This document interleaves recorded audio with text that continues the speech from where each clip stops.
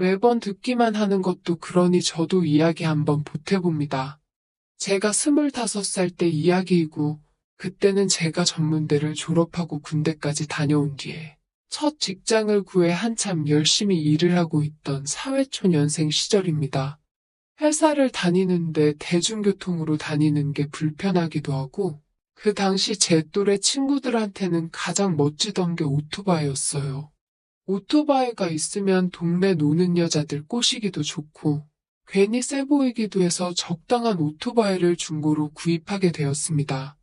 출퇴근 거리가 상당했는데, 이게 한두 달 타다 보니까 제법 자신감도 생기고 그래서 위험하게 타지 않겠다 자신에게 한 약속도 저버린 채 무리하게 자만심 부리다가 제 과실로 사고를 크게 한 건 내버렸습니다. 팔 하나 부러진 거면 엄청 싸게 먹힌 거기는 했지만 오토바이도 그동안 모아온 돈도 다 사라져버리고 말았습니다. 아무튼 제가 그때 팔이 부러지면서 병원에 입원을 하게 되었어요. 한참 피 끓는 청춘이라서 그런지 젊은 간호사들만 보면 괜히 찝쩍거리고 싶어서 입이 근질근질 하더라고요. 넘쳐나는 에너지를 주체 못해서 어쩌다 보니 여자들이 아니라 같은 병실을 쓰던 아저씨들하고만 엄청 친해지게 되었습니다. 아저씨들이 특히 제가 어리다고 간식도 잘 챙겨주시고 그랬어요. 팔이 부러지고 뭐 여러 가지 이유로 아파서 입원한 사람들 치고는 담배가 그렇게 피고 싶었는지 하루에도 몇 번씩 흡연구역에서 모여서 놀고 그랬습니다. 그러다가 처음 보는 아저씨를 한 명 만나게 되었습니다. 손목에 문제가 있어서 양손목 두 쪽 다 수술을 받았고 방금 나와서 담배 하나 피러 나온 거라고 자신을 소개했어요. 양손이 그래서 어떡하냐고 그랬더니 와이프랑 같이 왔다고 하면서 저 먼발치에 있는 여자 쪽을 가리키더라고요. 먼발치서 봤는데도 그 여자가 눈에 들어온 이유는 미모도 미모였지만 아저씨의 와이프라고 부르기에는 나이 차이가 너무 많이 나 보였어요. 그 아저씨는 딱 봐도 40대 후반으로 보였는데 당시에 제가 25살이었는데도 아저씨 와이프라는 사람은 저랑 비슷한 나이 또래로 엄청 젊어 보였거든요. 멀리서 봐서 얼굴이 잘 보이지 않는데 머리는 허리까지 올 정도로 길고 얼굴도 주먹만한 게 비율도 엄청 좋았습니다. 조금 촌스러워 보인다는 느낌은 들었지만 그래도 멀리서 봤을 때 보이는 실루엣만 봐도 미녀라는 확신이 들었어요. 그런데 아저씨가 손짓을 하니 그 여자가 이쪽으로 걸어오는데 그때 딱 한눈에 봐도 알겠더라고요. 그 여자 얼굴이 조금 이국적이게 생긴 것이 이게 말로만 듣던 국제결혼이었다는 걸요. 한편으로는 이런 아저씨도 이렇게 젊고 예쁜 여자와 결혼을 할 수 있다는 사실이 놀라웠습니다. 국제결혼이 나쁘다 하는데 뭐가 나쁘다고 하는지도 모르겠고 저도 당시에 여자들한테 사실 인기가 썩 많은 편이 아니었기 때문에 정 뭐하면 외국인들과 만나는 것도 방법이겠구나 싶은 생각이 들었어요. 그런데 제가 너무 그 여자를 빤히 쳐다봤나 봅니다. 외국 여자를 보는 게 처음이기도 하고 비슷하게 생겼는데도 어딘가 많이 다르게 생긴 이국적인 외모 때문에 시선을 떼지 못했을 뿐인데 아저씨 입장에서는 제가 자기 와이프를 노리는 그런 놈으로 보였나 봐요. 솔직히 속으로는 그렇게 견제하고 스트레스를 받을 거면 자기 나이 또래 되는 여자를 만나지 싶었거든요. 예쁜 여자와 결혼했다는 사실이 질투가 나서 그랬나 봅니다. 아무튼 아저씨한테 외국인을 처음 봐서 신기해서 그랬다고 둘러대니 아저씨도 마음을 열더라고요. 그러면서 몇 마디 나눴는데 알고 봤더니 아저씨는 제 고향집에서 30분도 안 되는 거리에 살던 동네 사람이었어요. 병실은 제가 지내던 병실하고 조금 떨어져 있었는데 그래도 고향 사람이라고 아저씨가 제 병실까지 와서 과일 들어왔다고 챙겨주시고 몸에 좋은 거라고 하면서 이것저것 막 가져다 주셨어요. 아저씨의 와이프는 당연히 아저씨를 마주칠 때마다 매번 마주쳤는데 특히 제가 병실에만 있는 게 갑갑해서 옥상공원에 나갔을 때만큼은 그냥 혼자서만 있을 때 마주치고는 했습니다. 병원 입원 생활이 별거 있는 게 아니죠? 그때는 심지어 핸드폰으로 인터넷 하기도 어려웠던 시대라서 병원에서 보내는 시간이 엄청나게 무료했습니다. 다인실이라서 아저씨들이 보고 싶은 TV 프로밖에 못 봤어서 정말 보기 싫은 걸 억지로 봐야 할 때도 있었어요. 그리고 아저씨들하고도 사이가 좋기는 했지만 또래가 아니다 보니 대화를 나누다 보면 제가 껴들기 어려울 때가 있어서 저와는 잘 맞지가 않았습니다. 덕분에 저는 그때마다 CD 플레이어를 들고 옥상에 올라가서 혼자 음악을 들으며 시간을 때우는 게 일이었어요. 그리고 아저씨의 외국인 와이프를 옥상에서 몇 번 만나게 되었습니다. 처음에는 어쩌다가 마주쳤는데 언젠가부터는 그 여자가 제가 올라오는 시간에 맞춰서 올라온다는 느낌이 들었어요. 옥상에 올라와서는 제가 어디 있는지 찾으려는 듯이 두리번대는 걸 봤거든요. 그런데 그녀는 그렇게 두리번대다가 저를 찾으면 저한테 오지 않고 옥상 끝으로 가서 멍하니 하늘 저편만 바라보고 있었습니다. 그 모습에 저는 고향 생각이 나서 그러나 싶었거든요. 그런데 그게 아니라 그녀는 제 시야 안에 들어와서 제가 말을 걸어주기를 기다리고 있었던 것 같아요. 아무튼 그녀에게 처음 인사를 건넸는데 그때가 딱 해가 지고 있는 시점이었습니다. 노을이 지고 있는 오렌지빛 하늘이 그녀의 얼굴에 반사가 돼서 살짝 가무잡잡한 피부와 동그랗고 커다란 눈망울이 반짝거리는데 그 모습이 정말 제 눈에는 그렇게 아름다울 수가 없었습니다. 인사하러 갔다가 오히려 그 아름다운 모습에 취해서 아무 말도 걸지 못하고 어버버거리고 있던 게 전부였어요. 그녀가 저에게 먼저 인사를 건네주더라고요. 저는 외국인이라고 그녀가 한국말을 전혀 모를 거라고 생각했는데 의사소통에 문제가 없을 정도로 말을 잘했습니다. 물어봤더니 결혼하러 오기 전에 외국어 시험을 쳐야만 결혼을 할 수 있다고 하더라고요. 참 신기했습니다. 그때 그녀와 많은 대화를 나눴는데 한국말이 능숙하기는 했지만 그렇다고 완벽한 편은 아니라서 대화 중에 막히는 부분이 생길 때도 있었습니다.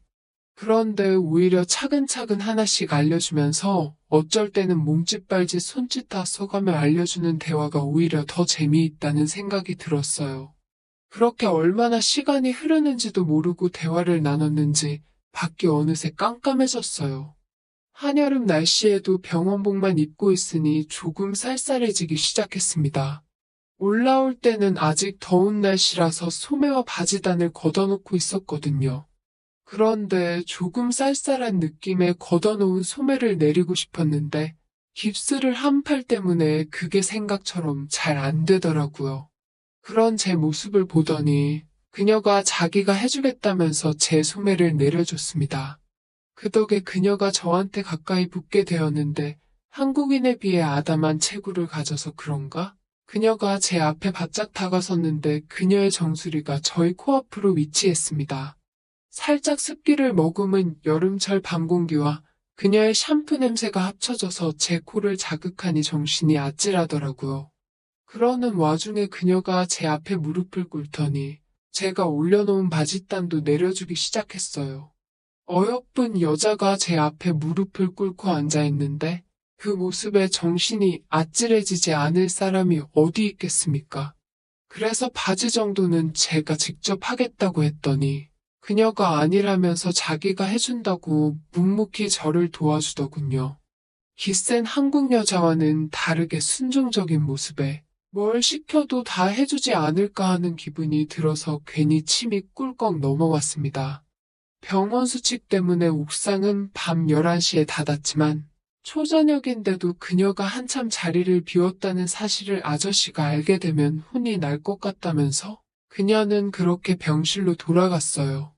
저는 그때 이미 그녀한테 푹 빠져버린 것 같습니다. 돌아가는 그녀 뒷모습만 바라보고 있었고 그녀가 계단을 통해 내려갔을 때도 그녀가 지나간 자리만 보고 있었거든요. 짧은 시간이었지만 오랜만에 마음이 떨리는 게 제가 혹시 그녀에게 관심이 있어서 이러는가 싶었습니다. 그 다음 날부터 그녀를 병원 복도에서 마주치게 되면 그녀의 눈도 똑바로 쳐다보지 못하겠더라고요. 매번 평소와 같은 평범한 차림에 화장기 하나 안 한 얼굴인데도 뭐가 그렇게 예뻐 보이는지 제 마음을 종잡을 수가 없었습니다. 하지만 그런 만남도 끝이 보이기 시작했습니다. 팔이 부러진 게 병원에서 오래 입원할 만한 일은 아니잖아요. 병원에서는 이제 통원 치료를 해도 되겠다고 제 퇴원 날짜를 잡아줬어요. 그녀와 더 시간을 보내고 싶어서 오래 입원할 수 있는 방법이 있었으면 했지만 병원비도 병원비고 어차피 이미 결혼한 그녀와 제가 어떻게 이루어질 수 없다는 건 누구보다 잘 알고 있었기 때문에 마음을 접기로 했습니다. 퇴원 소식에 심란해져서 옥상에 올라갔는데 그녀는 이미 옥상에서 저를 기다리고 있었어요. 옥상 벤치에 나란히 앉아서 퇴원하기 전까지 그녀와 시간을 보냈습니다. 그녀는 아저씨 수발하는 게 힘든데 제가 있어줘서 많이 위안이 되었다고 저랑 보내는 시간이 좋다고 하더라고요. 아저씨가 자기한테 잘해주기는 하지만 그래도 나이 차가 많아서 체력적으로 힘들어하고 또 자기를 아내가 아니라 종다루듯 막대한다며 불만이 많아 보였어요. 제가 아저씨였다면 이렇게 예쁘고 착한 여자라면 국적 상관없이 정말 온 마음을 다해 사랑해줬을 것 같다고 대답했더니 그녀가 난데없이 자기가 결혼한 게 아저씨가 아니라 저였으면 좋았겠다고 하면서 제 품에 기대더군요. 저도 그녀가 좋기는 했지만 국제결혼으로 결혼했으면서 저를 먼저 만났으면 하는 말을 어떻게 하지 싶었습니다. 그래도 분위기 깨기는 싫어서 따로 말하지는 않았어요. 여기서 어떻게 하면 그녀를 넘어뜨릴 수도 있다는 생각이 들었지만 내일 모레 퇴원하는 제가 하루아침 순간에 눈이 멀어 실수를 저질렀다가 돌아올 후폭풍을 감당이나 할 수 있을까 싶어서 속으로 꾹꾹 눌러 참았습니다. 그녀를 어떻게 떼어내야겠다는 생각에 제가 퇴원하는 소식을 말해줬는데 그녀가 깜짝 놀라면서 저를 세게 껴안았어요. 저는 얼어붙어 버려서 가만히 있을 수밖에 없었습니다. 이제는 아저씨고 나발이고 에라 모르겠다 싶어서 그냥 본능에 몸을 맡겼어요. 인적이 드문 옥상공원 구석에서 사람들이 오지는 않을까 여기저기 고개를 돌려가며 긴장해가면서 그녀와 시간을 보냈습니다. 그리고 그날 저녁에 자기 휴대폰 번호라면서 퇴원하고 나서도 꼭 연락하라고 적어주더군요. 퇴원하고 나서 통원 치료를 하면서 병원에 자주 들렀지만 아저씨도 퇴원을 한 건지 그녀가 병원에서 도무지 보이지가 않았습니다. 저도 괜히 그녀를 찾아다니는 게 너무 티가 나지 않을까 싶어서 노력해서 그녀를 찾아다니지는 않았어요. 퇴원 후에 그녀가 몇 번 생각나기는 했어요. 그날 옥상에서 그녀가 해준 일이 자꾸 기억에 남기도 했고요. 그런데 또 밖에 나가고 다시 제 또래 한국 여자들을 보니 신토부리가 괜히 신토부리가 아니구나 하면서 그녀에 대한 기억도 차츰 지워지고 있었고 당연히 그녀의 연락처로 제가 먼저 연락을 하는 일도 없었습니다. 그리고 나서 시간이 지나 추석 연휴가 되었습니다. 연휴가 길었던 터라 저도 본가에 일찍 내려가게 되었어요. 가족들과 시간을 보내고 연휴가 다 끝나갈 무렵이었는데 오랜만에 고향 친구들하고 술이나 한잔 해야겠다는 생각이 들었습니다. 그런데 친구들은 뭐가 그렇게 바쁜지 술 한잔 하자는 제 요청에도 다 바쁘다며 나오지를 않더라고요. 누구 부를 만한 사람 없나 연락처를 뒤적이는데 갑자기 그녀의 전화번호가 눈에 들어왔습니다. 고향집 근처에 산다는 것도 알고 있고 하니 갑자기 그동안 보고 싶었던 적이 한 번도 없는데도 불구하고 그녀가 보고 싶어지더라고요. 그래서 그녀에게 전화를 걸었어요. 나 지금 고향집 근처에 내려왔는데 볼 수 있냐고 물었더니 조금만 기다려달라고 하더군요. 오랜만에 만난 그녀는 여전히 조금 촌스러우면서도 수수한 차림이었는데 그래도 여전히 커다란 눈과 건강해 보이는 긴 머리는 그대로였습니다. 그런데 약속 장소도 동네에서 꽤 멀리 떨어진 곳이었고 시간도 많이 늦어버린 거예요. 왜 이렇게 먼 데서 만나느냐 물어봤더니 아저씨가 워낙에 마당발이다 보니 자기 집 근처에서 만나면 사람들이 다 알아볼 거라면서 조심해서 나쁠 게 뭐가 있냐고 하더라고요. 저는 뭐 하려고 그런 게 아니라 그냥 오랜만에 보고 싶어서 그런 건데 그녀의 반응이 조금 이해가 가지 않았습니다. 술을 한참 마시면서 그동안 잘 지냈냐 하면서 대화를 하고 있는데 그녀가 이제서야 자기를 찾아왔냐고 하면서 얼마나 기다렸는지 아냐고 물어보더라고요. 그래서 그냥 바쁘고 정신이 없어서 그랬다고 대충 둘러댔는데 한국 여자들처럼 꼬치꼬치 캐묻지 않고 그냥 믿어주는 겁니다. 아무튼 만났으니 된 거 아니냐고 하면서요.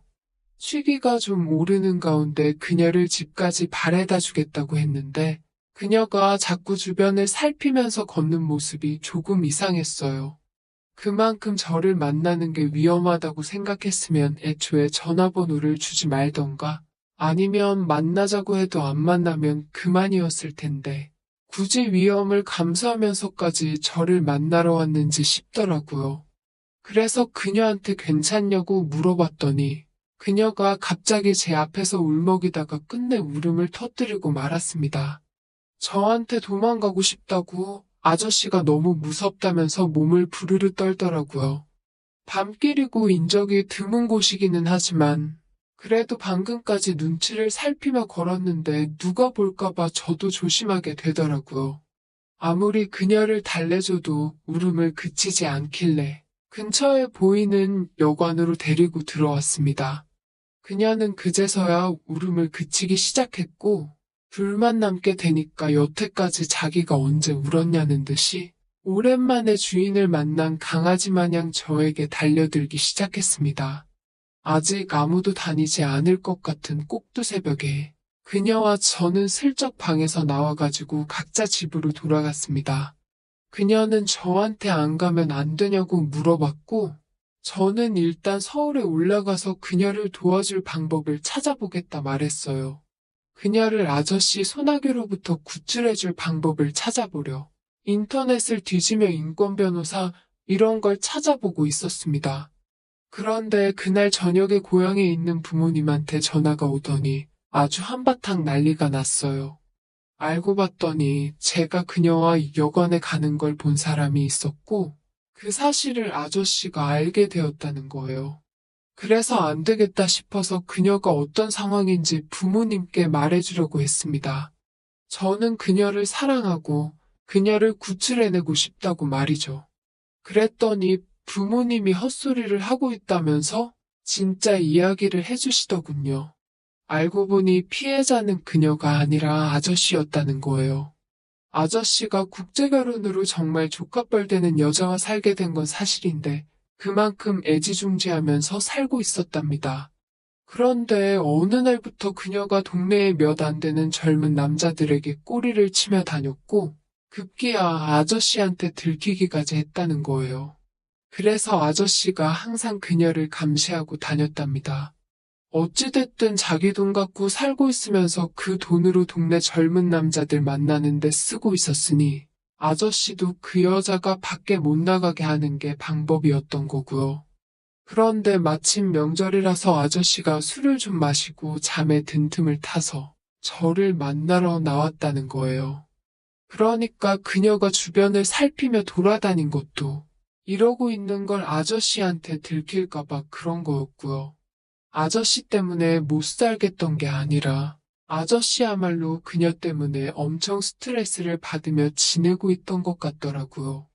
부모님께는 그녀가 병원에서 알게 된 친구고 그날도 아무 일도 없었고 그녀가 술이 좀 취해서 여관에서 재웠을 뿐 정말 아무 일 없었다고 상황을 무마해야만 했지만 그녀가 저를 진심으로 사랑했고 아저씨에게서 도망가고 싶다고 한 거짓말에 저는 큰 충격을 받게 되었습니다.